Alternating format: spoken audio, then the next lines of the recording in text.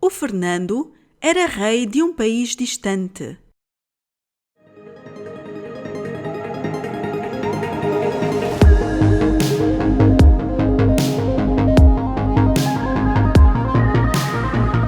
Today I have the same story for you, but the big difference is that it's told in the past, so you can compare both stories using the present tense and different verb tenses in the past. First, I'll read it slowly and then at normal speed. So that you can use this audio file for practicing, I'm not including here the English translation, but if you want to download the PDF with the English translation, then head on over to www.portugueselab.com/101. That's the number of this episode, 101. So let's get started. First, I'll read it slowly. O Fernando era rei de um país distante. Não era muito alto e também já não era novo. Mas era forte, porque tinha de usar uma espada que era muito pesada.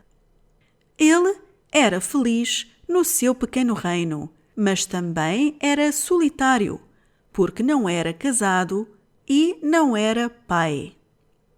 Era uma figura importante e era uma pessoa muito ocupada, porque tinha de tomar decisões todos os dias. Também era um lutador invencível e era sempre o primeiro a chegar ao campo de batalha. Era inimigo do rei do reino vizinho, onde era odiado, mas era adorado pelo seu próprio povo. And now at normal speed.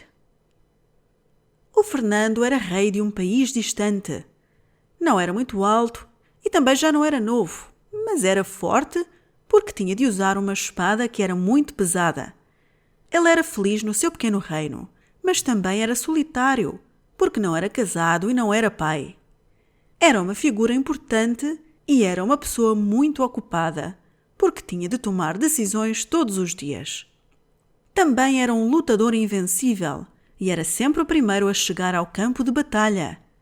Era inimigo do rei do reino vizinho, onde era odiado, mas era adorado pelo seu próprio povo. E é tudo por agora, querido ouvinte. Até à próxima. Tchau, tchau!